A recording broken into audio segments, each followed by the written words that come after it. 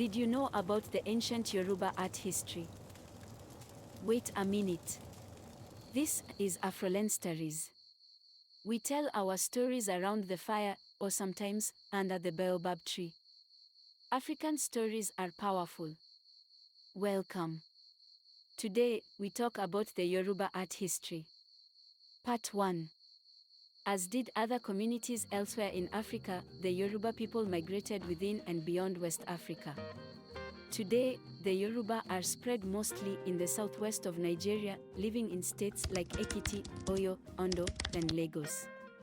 They are also found in Kogi and Kwara states in north-central Nigeria.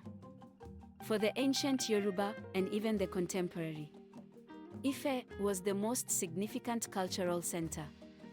Where do we find Ife today? In Osun State. The Yoruba consider Ife a holy city and a birthplace for mankind. It is the oldest Yoruba city, founded in 500 BC. It became a thriving metropolis by the 11th century AD and a center of an influential city-state. Ife means a place of dispersion, or the navel of the world. The Yoruba believe the city was founded by Oduduwa and Obalata, the deities. Obalata created the first humans out of clay, and Oduduwa became the first divine king. The Yoruba had their version of the creation story. Yoruba, as a description, was first used by the British to reference the people of Oyo Kingdom, which at one time dominated southwestern Nigeria and southern Benin. This was because of similarities in language and culture among the groups in this region, descending from Ife. The Yoruba, as a people, are neighbored to the west by the Fon and their kinfolks, the Ewe and the Popo, present-day Togo, and Benin Republic. Collectively, the Ewe and the Popo are known as the Aja. Tradition says the Aja kingdom dynasties originated in Tado, in today's Togo. Further, the myth goes, a Tado princess mated with a leopard spirit and birthed Ogasu, whose descendants founded the kingdoms of Adra and Dahomey, both part of the modern Benin Republic. Between the 12th to the 13th century, Tado was developed as a city. Adra was developed by the 16th century, and Dahomey by the 17th century. Let's now talk about Ile-Ife. But how was life in ancient Ife? According to Yoruba mythology, as we have mentioned, the city of Ile-Ife is the navel of the world. The creation story happened here, and Yoruba descendancy began. The gods Oduduwa and Obatala descended from heaven to create earth and its inhabitants. And Oduduwa became the first ruler, Oni, of Ile-Ife. Even today, Yoruba kings trace ancestry to Oduduwa. Artistic and archaeological evidence show that the Yoruba culture of early Ile-Ife dates between AD 1000 and 1400, a period known as the pavement period. Prior to this, two other earlier periods exist, which are the Archaic period, up to 800 AD, and a pre-pavement period, circa 800 AD to 1000 AD. So what happened during the two earlier periods? From the earliest period, the Archaic period, we find several stone monoliths. The biggest of them is a granite gneiss known as Opa Oren at a height of approximately 5.5 meters. It is figured with spiral-headed iron nails in a trident pattern. It is not known exactly what the monolith represented, but its name, Opa Oren, meaning the staff of Oren, is recent. Going by the Yoruba myth, Oduduwa's son, Oren, founded the dynasties of both the Kingdom of Benin and the Yoruba city-state of Oyo. In the subsequent period, the pre-pavement, we find artifacts that depict human and animal subjects, one of which is known today in Ile-Ife as Idena, the gatekeeper. The later period, the pavement period, then comes on in the 11th century, during which Ile-Ife grew into an important urban center.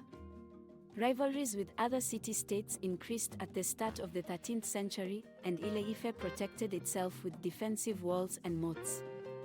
These periodic clashes with other city-states may have influenced Yoruba's culture of living in walled cities surrounded by farmlands.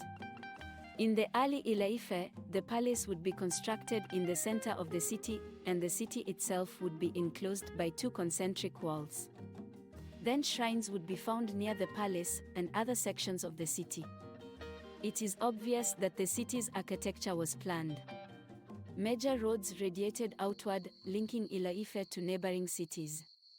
Marked by a large gateway that likely housed guards, each opening in the moat and wall complex was both a military post and a ritually consecrated space.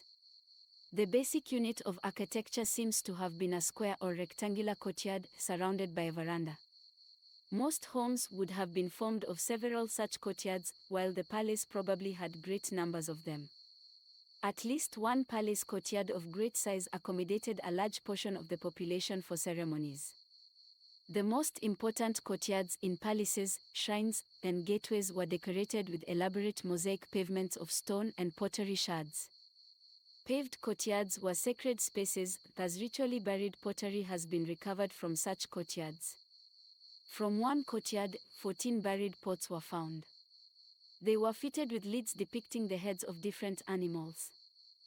Likely, most of the art of ancient Ile-Ife was created for the royal court, including figures that may have been intended as portraits of rulers, officials, and their families. In this latter period, cast metal works were also produced, of bronzes, brass, and pure copper. How were the metals sourced? Through the Trans-Sahara trade networks that extended to Northwest Africa and other trade routes connecting Central Europe. These works were produced through the lost wax process. How did the lost wax process work? First of all, the lost wax casting process, which is still in use today, was first used in the 4th millennium BC, in the Near East, early China. It was then propagated to other civilizations, including Kemet, the ancient Egypt. South of River Niger, lost wax casting was employed at a site in Egbo Uku, circa the 10th century AD. Here is how the process works. 1. A heat-resistant mass of clay is formed, approximating the shape of the sculpture to be. 2. This mass is then covered with a layer of wax, which the sculptor models, carves, and incisors. 3. Wax rods and a wax cap are attached to the base of the completed wax model to prepare it for casting. 4. A thin layer of finely ground liquid clay is painted on the wax model, and the entire assembly is then covered with increasingly thick layers of clay. 5.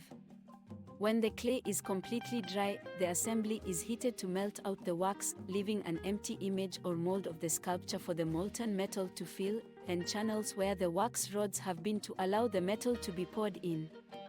6. The mold is turned upside down to receive the molten metal, which is generally a copper alloy approximating brass. 7. When the metal has cooled, the outer clay casing and inner clay core are broken up and removed, freeing the brass sculpture. 8. After the pouring channels are filed off, the image is ready for final polishing. And lastly, 9. A sculpture produced with this method is unique, for the mold is destroyed in the process. The most remarkable sculpture of this period was found in a shrine on the banks of the river Niger, near Toda. It was made of almost pure copper, circa 1300 AD. Oral histories from the Igala people report that this extraordinary piece, amongst a set of others, was sent from Ifa to Toda as a token of authority, or stolen as a trophy of war. Copper is exceedingly difficult to cast, and the flawless casting of this mask is a tribute to the high level of technical skill attained by Ifa artists. The mask is said to represent Obelufon II, the third ruler of Ife, who is credited with introducing the techniques of casting. The work is kept on an altar in the palace of the present-day Oni of Ifa, where it is believed to have resided since its creation some 500 to 700 years ago. Let's now talk about early Owo. To the southeast of Ile-Ife lies the city of Owo, about 130 kilometers away. It was a powerful city-state with wide influence. Historical artifacts suggest that Owo was culturally tied to Ifa. Indeed, narrations from Owo claim that the kingdom was founded from Ifa, and that its first ruler, Oba or Olowo, was the youngest son of Oduduwa, the Ile-Ife deity. A number of terracotta sculptures have been found here, dated to the early 15th century, which corresponds to the pavement period of Ifa art. Some of the Owo terracottas resemble those from Ifa, while others reflect the style of those from the Kingdom of Benin in the south. The early art in Owo deeply portrays the theme of sacrifice. In those arts, we see the depiction of animals, such as chicken offerings. Sacrifice was highly considered in the Yoruba religious practices, especially if the sacrifice brought prosperity and peace. We must note here that, even in other cultures across the world, as well as in religious mythologies, like the Christian mythology, sacrifice is highly regarded. If there was a greater price to be paid to appease the gods, the Yoruba would make a human sacrifice. Strangers or slaves would then be offered as sacrifice, as it was taboo to sacrifice a native person. From the artifacts, we find a terracotta sculpture depicting a basket of decapitated heads, who must have been strangers, sacrificed to the gods. We also find a close connection between the traditions of Owo and Benin. This must have been the case for centuries. Owo was a major center of ivory carving, and some Owo carvers worked in Benin. Stories of origin in Owo claim that the first Olowo, that is, paramount ruler, was both a son of Oduduwa, the deity, and also the brother of the ruler of Benin. The ivory carvers of Owo created the Udamalora sword, which is a prestigious ceremonial weapon made of ivory. It is still worn today by a paramount ruler, the Olowo, and other high-ranking leaders in important cultural festivals. Whoever wears the sword comes from a prominent family and is respected across the kingdom. An example of an important festival would be the Igogo, which reenacts the early life of an early queen of Owo. The Udamalora sword can be made of other materials like brass or iron, but the most prestigious material is ivory.